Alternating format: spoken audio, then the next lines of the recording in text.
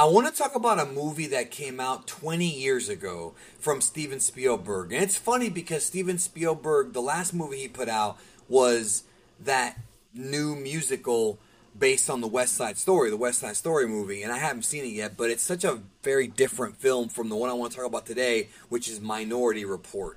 Now, I rewatched Minority Report about a week and a half ago, and I wanted to kind of discuss this movie with you guys because, first of all, if you have not seen Minority Report, get on it. It's a great movie. Spielberg directs it. It stars Tom Cruise, and it's about this fictional future where crime can be stopped because they have these psychics that can read into the future and make predictions that are mostly, almost always accurate. And that's actually part of the story. And Tom Cruise plays a cop who basically is there to prevent the murder from happening. So it's kind of like a visionary, science fiction-y, futuristic film. And it does have futuristic technology and things like that. You know, it's in the future. But what ends up happening is Tom Cruise's character, who is trying to overcome the death of his son. Well, his son was kidnapped when he was younger, and he's trying to overcome that. So that's why he became a cop, to make sure that other kids don't deal with it. Eventually ends up getting dragged into something that had nothing to do with him and being, in a way, framed, and he has to figure out what the heck's going on, and he has to figure out what is really happening. So really, really interesting. I don't want to say anything more if you haven't seen it, but if you haven't, then go see it. What a great film. First of all, this movie reeks, and I mean reeks, of Ridley Scott's style in Blade Runner, which is interesting because Harrison Ford was in Blade Runner, and he was also, very familiar with Spielberg because of the Indiana Jones trilogy. So, with this film, the futuristic look of the world is pretty, I would say, realistic. It's not like a little too over the top like Back to the Future Part 2. It actually does, seem like a world we could live in someday.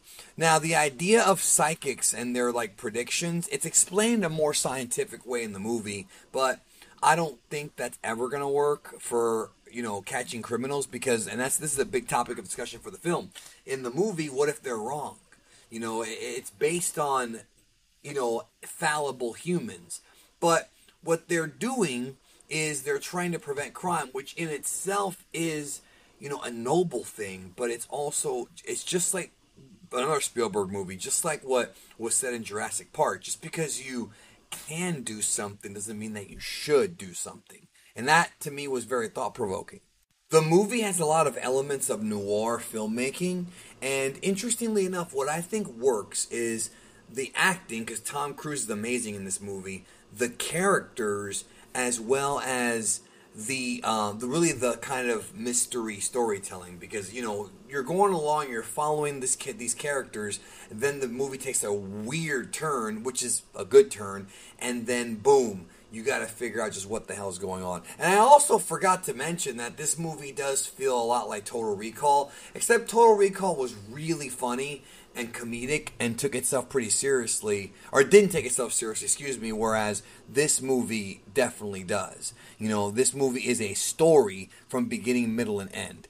And also, I got to give shout out to Max von Sydow. He's in the movie as the director of Pre-Crime, because Pre-Crime is the name of the organization. He was a great, great character. I don't want to spoil what he does, but he was great. Also, Colin Farrell.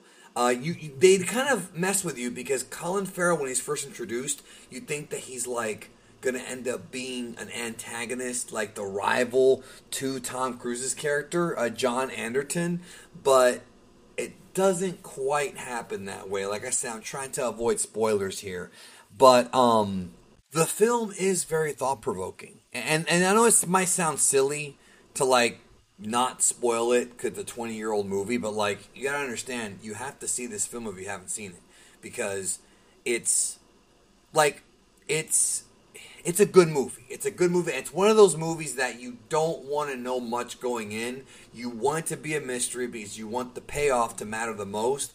And there's tons of twists and turns. And, there's a scene where Tom Cruise's character confronts somebody who he's been wanting to get at for years, and you think that's the end of the movie, and it's not. Like, I thought I was at the end as I'm watching it, but it's not. There's a whole other, 30 minutes of movie left, and that was interesting. I wasn't watching the clock. I was super into the movie, and I want everybody out there to be super into the movie when you see it. Now, the film is based on a book called The Minority Report, which I've never read before, so I don't know if it's the same story, but it seems like the precogs and all that stuff is still in there based on reading up on the Wikipedia, but it's probably a bit different. But Spielberg usually does a good job with adaptations, so I do trust him on that.